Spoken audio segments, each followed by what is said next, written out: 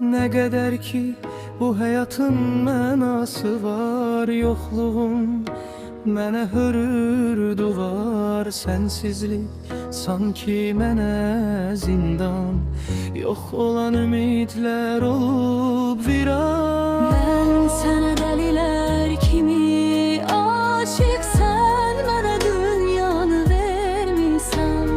Hər səni görəndə dəli oluram, şükür Allahım onu mənə bəxş etmisən. Mən sənə dəlilər kimi aşiq, sən mənə dünyanı vermisən. Hər səni görəndə dəli oluram, şükür Allahım onu mənə bəxş etmisən.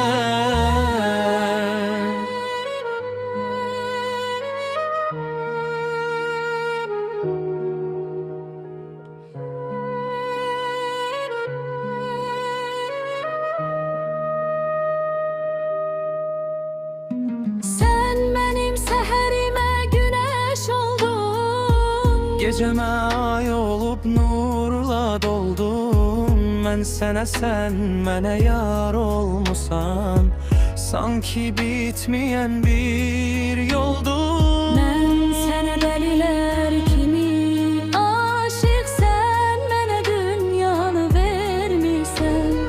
Hər səni görəndə dəli oluram, şükür Allahım onu mənə bəxş etmisən. Mən sənə dəlilər kimi aşiq, sən mənə dünyanı vermisən.